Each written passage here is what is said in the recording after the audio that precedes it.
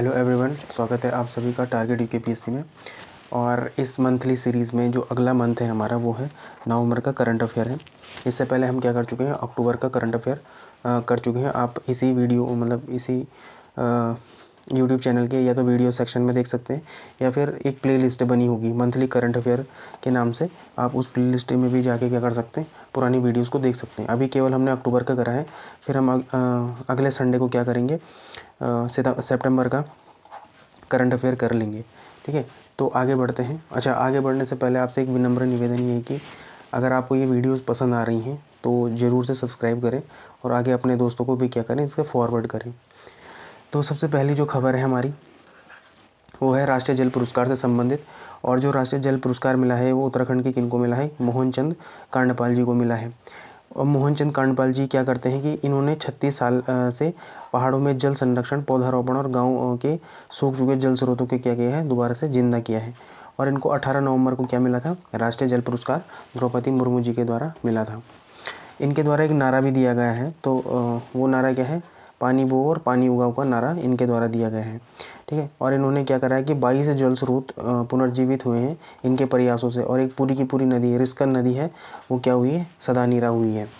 ठीक, मोहनचंद कांडपाल जी के द्वारा। अब देखो इस इनके बेस पे क्या है, एमसीक्यू है, तो हम एमसीक्यू सॉल्व करेंगे। क्या अब ऐसे में क्या होगा, पहले हम पढ़ रहे हैं फिर हम एमसीक्यू सॉल्व कर रहे हैं, तो ये हमें क्या होगा, हम परमानेंटली याद हो जाएगा। तो मोहनचंद कांडपाल द्वारा शुरू किए गए जल संरक्षण अभियान का मुख्य नारा क्या था, तो पानी बो और पानी उगाओ क्या था इनका नारा था, ये आप यहाँ पर देख सकते हैं। ठीक है, फिर जो हमारी दूसरी न्यूज़ है नवंबर की, वो सबसे इम्पॉर्टेंट क्या है, उत्तराखंड की एक जिला एक मेला योजना। तो ये क्या हुआ था कि जो हमारे प्रधानमंत्री नरेंद्र मोदी थे उन्होंने आह्वान करा कि हर जिले में एक प्रमुख स्थानीय मेले को क्या किया जाए, राजकीय मेला घोषित किया जाए, ताकि सरकार इन मेलों को विशेष संरक्षण, वित्तीय सहायता और प्रचार दे सके, जिससे स्थानीय संस्कृति और परंपराओं को बढ़ावा मिले। देखो, परंपरा को बढ़ावा मिलने के साथ साथ क्या होगा, अर्थव्यवस्था में भी क्या आएगा, बूम आएगा। ठीक है, मतलब आर्थिक गतिविधियां भी बढ़ेगी। तो इनका लक्ष्य यही है कि स्थानीय संस्कृति और परंपराओं और अर्थव्यवस्था को क्या मिले, बढ़ावा मिल सके। कार्यप्रणाली में क्या है कि प्रत्येक जिले में एक प्रमुख मेले को राजकीय मेला क्या किया जाएगा, घोषित करना है। इससे लाभ क्या होगा, तो एक तो मेलों को वित्तीय सहायता और प्रचार मिलेगा, दूसरा जिससे स्थानीय लोगों को फायदा पहुंचेगा, पर्यटन बढ़ेगा, कई चीज़ें होती हैं इसमें, रोजगार बढ़ता है सबसे पहले।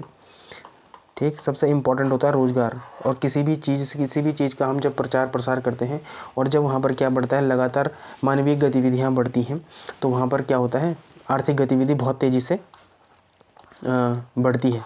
ठीक, तो ये इम्पॉर्टेंट हो जाता है। फिर इससे रिलेटेड एक एमसीक्यू है। ठीक, तो ये एमसीक्यू क्या है, उत्तराखंड सरकार की एक जिला एक मेला योजना का मुख्य उद्देश्य क्या है, तो उसका मुख्य उद्देश्य क्या है, राज्य में सभी मेलों को बंद करने, देखो बंद करना कुछ नहीं था, प्रत्येक जिले में एक स्थानीय मेले को राजकीय मेला घोषित कर उसका संरक्षण और प्रचार करना। तो ये क्या है, यही ऑप्शन इसका क्या है, बी ऑप्शन सही है। फिर हम देखते हैं तीसरी न्यूज़ को। ठीक, तो इसमें क्या है, देवभूमि परिवार योजना क्या है, तो ये 22 नवंबर 2025 को उत्तराखंड सरकार की एक नई पहल है, जिसका मुख्य उद्देश्य भ्रष्टाचार को कम करना, राज्य की मूल आबादी की पहचान और सुरक्षा करना और सभी सरकारी योजनाओं का लाभ वास्तविक निवासियों तक पहुंचाना है। यह योजना के तहत हर परिवार को एक यूनिट फैमिली आईडी मिलेगी, एक यूनिक फैमिली आईडी मिलेगी, जिसमें परिवार के सभी सदस्यों की जानकारी होगी, जिससे योजनाओं का जब हम वितरण करेंगे, ये योजना का क्या होगा, क्रियान्वयन होगा, तो पारदर्शिता उसमें आएगी, सरकार के सांस्कृतिक मूल्यों की भी क्या होगी, रक्षा होगी। तो इसके कुछ इंपॉर्टेंट पॉइंट्स हैं, वो क्या है, सबसे पहले है यूनिक फैमिली आईडी। तो क्या होगा इसमें कि हर परिवार को एक विशिष्ट पहचान अंक मिलेगा। फिर पारदर्शिता और सुशासन भी बढ़ेगा ही, है ना। जनसांख्यिकीय परिवर्तन पर रोक लगेगी कि राज्य की मूल आबादी की पहचान हो सकेगी और उनका क्या होगा, संरक्षण भी होगा। फिर योजनाओं से जुड़ाव होगा कि सभी कल्याणकारी योजनाओं को इस आईडी से जोड़ा जाएगा। इसकी पहचान और सत्यापन क्या होगी, तो यह योजना पहचान और सत्यापन प्रक्रिया से जुड़ी हुई है। और इसमें जैसे भविष्य की कुछ योजनाएं हैं, जैसे हमारा SIR आ रहा है ना, इसमें क्या होगा कि ये निर्वाचन नियमावली बन रही है, तो जो इसमें मृतक लोग हैं उनका नाम हट रहा है ना। कुछ क्या है, जो बाहरी देश से घुसपैठिया करके आए हैं लोग, उनका नाम भी इससे क्या होगा, हट रहा है। और इसमें क्या हो रहे हैं, नए जो हमारे 18+ वाले उम्र वाले लोग हैं, वो इसमें लगातार क्या होंगे, जुड़ रहे हैं। ठीक। तो इसका उद्देश्य क्या है? सबसे पहला है कि भ्रष्टाचार पर लगाम लगाना, फिर योजनाओं का लाभ सिर्फ वास्तविक निवासियों को मिले, ये इसका उद्देश्य है। फिर तीसरा कि राज्य की सांस्कृतिक पहचान और जनसांख्यिकी की सुरक्षा करना। इससे रिलेटेड एक क्वेश्चन भी आप देख सकते हैं कि उत्तराखंड सरकार द्वारा शुरू की गई देवभूमि परिवार योजना का प्राथमिक डिजिटल उपकरण क्या है? तो प्राथमिक डिजिटल टूल क्या है? तो वो है यूनिक फैमिली आईडी।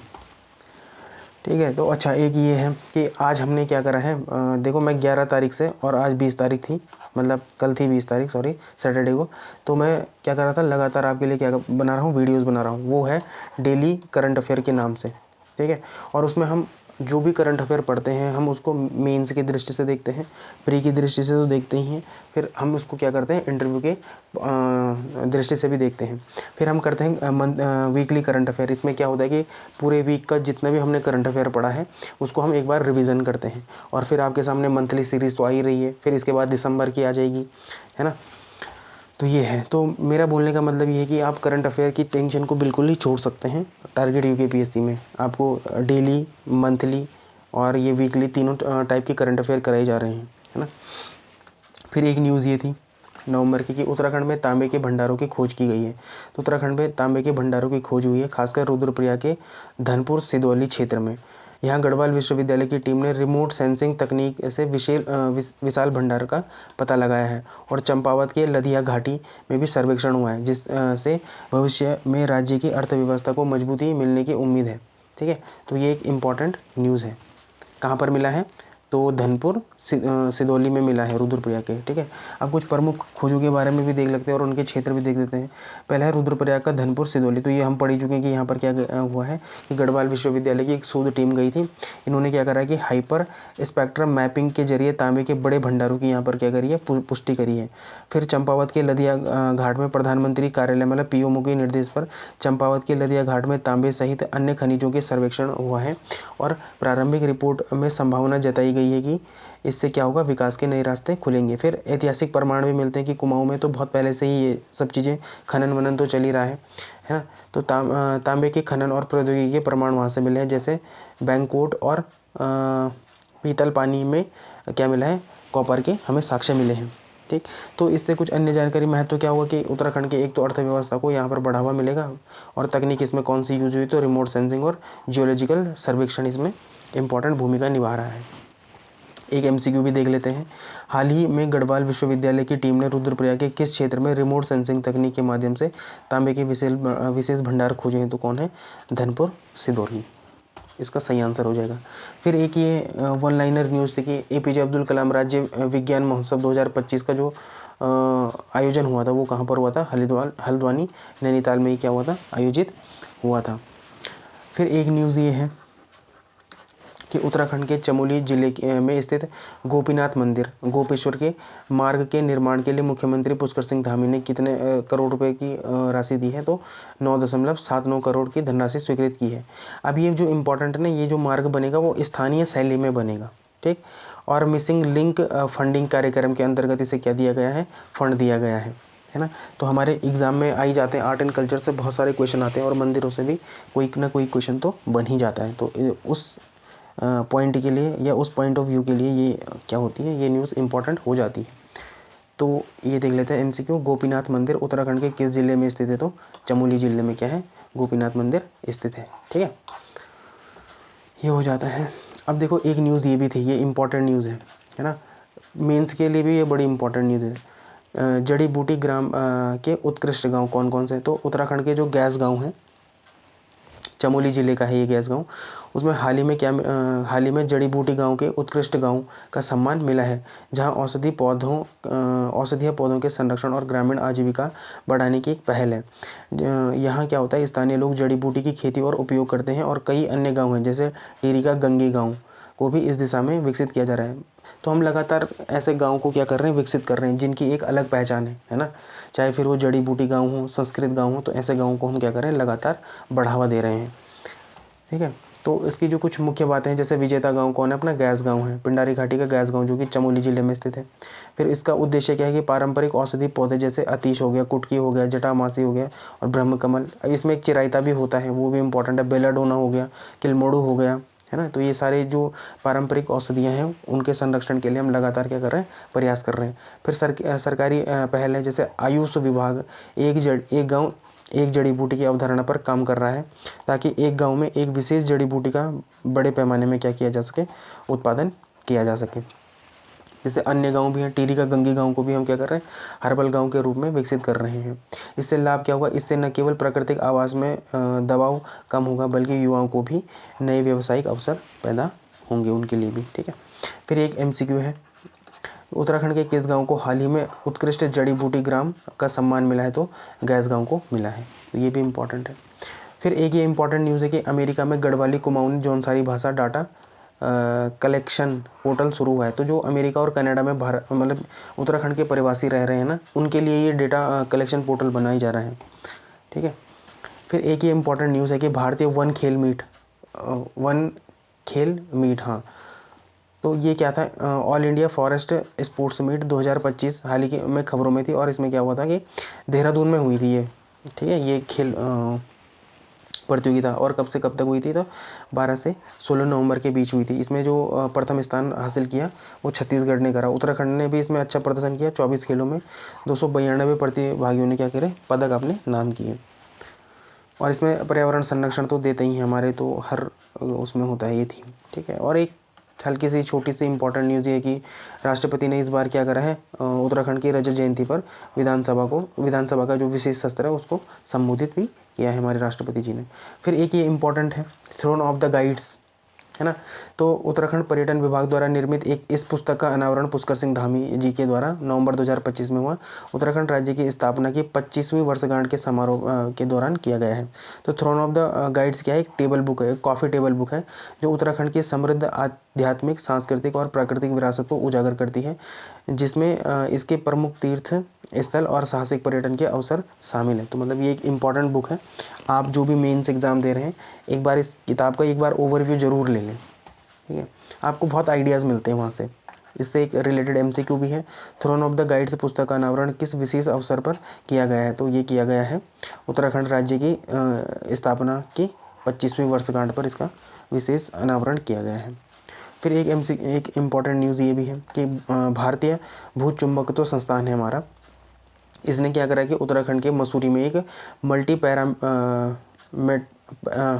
पैरामीट्रिक भौतिकी वेधशाला की स्थापना की है। किसने, भारतीय भूचुंबकत्व संस्थान ने करी है, जिसका शिलान्यास नवंबर 2025 में हुआ था। यह हिमालय क्षेत्र में भूचुंबकीय और भूगर्भीय गतिविधियों पर शोध करने और आपदा प्रबंधन को मजबूत करने के लिए एक महत्वपूर्ण केंद्र है, जो सर्वे ऑफ इंडिया, है ना, के कैंपस में भी स्थापित किया गया है।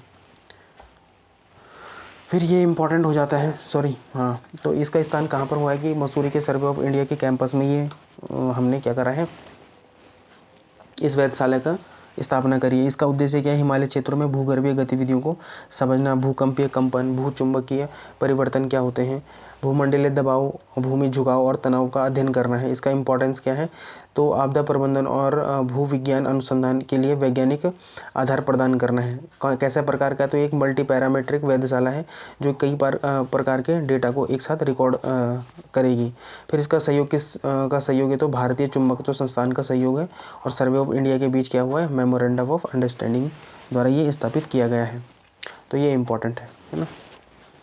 फिर इससे रिलेटेड एक MCQ है कि नवंबर 2025 में उत्तराखंड के किस शहर में मल्टी पैरामीट्रिक भौतिकी वेधशाला का शिलान्यास हुआ, तो कहाँ पर हुआ है, ये मसूरी में किया गया है।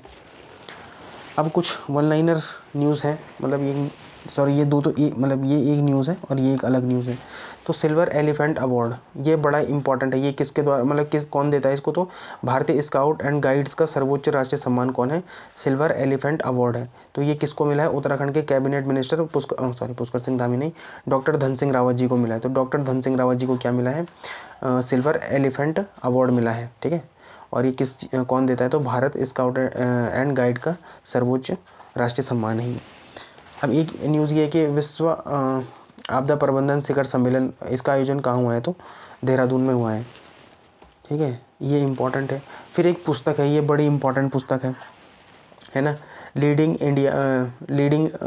लेडीज़ ऑफ इंडिया, है ना, तो इसकी जो राइटर है वो कौन है, वेणु अग्रहारी धिंगरा, इसकी कौन है, लेखक हैं। तो ये इंपॉर्टेंट हो जाती हैं, ठीक है, हमारे एग्जाम पॉइंट ऑफ व्यू के लिए ये आ सकता है पेपर में, ठीक, कि leading ladies the new wave of female politics in India, है ना। तो ये एक इम्पॉर्टेंट न्यूज़ है। तो आज का करंट अफेयर इतना ही था। आज का मतलब ये नवंबर मंथ का करंट अफेयर इतना ही था। कुछ खास इंपॉर्टेंट ज़्यादा चीज़ें नहीं थी इसमें, जो इम्पोर्टेंट थी वो आपके लिए आ गई हैं। एग्ज़ाम ओरिएंटेड जितने भी न्यूज़ेस थी वो आपके लिए आ चुकी हैं। तो मैं आशा करता हूँ कि आपको ये वीडियो अच्छी लगी होगी। अगर अच्छी लगी है तो लाइक शेयर सब्सक्राइब तो ज़रूर करें। इसी के साथ धन्यवाद।